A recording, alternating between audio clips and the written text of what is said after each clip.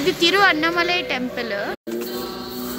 ఈ గుడి వచ్చి మెయిన్ టెంపుల్ బ్యాక్ సైడ్ వెనకాల ఉంది.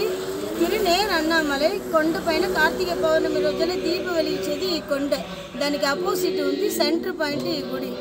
ఏప్రిల్ 14 సూర్య ఒలి వచ్చి అట్నే శివుడి మీద సూర్యగ్రహణం వచ్చి డైరెక్ట్ గా శివుడి మీద పడుతుంది. అది దానికి ఈ గుడి చాలా మంచిది ప్రసిద్ధి చెంది.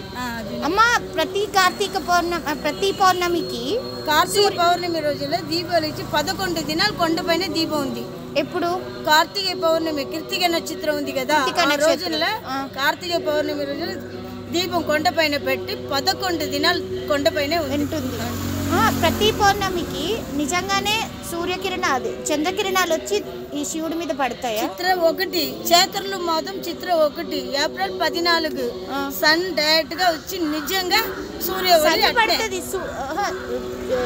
పౌర్ణమికి వచ్చి ప్రదక్షిణ చేసుకుంటారు కదా, పౌర్ణమికి ప్రదక్షిణ చేసేది చేతులు 1 ఆ రోజుల్లో ఒకసారి దేవుడి మీద పడుతుంది సూర్య ఒలి.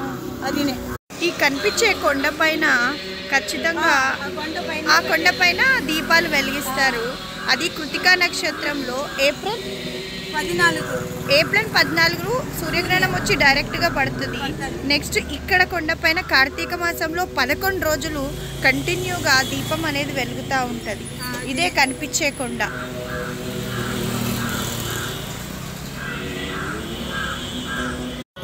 సో అలాంటి శివుడి దగ్గర మనం దీప ప్రజ్వాలన చేద్దాం. నా యూట్యూబ్ ఫ్యామిలీ అందరూ ఆ దీపాన్ని దర్శించుకోవాలని ప్రార్థిస్తున్నా. ఇది టెంపుల్.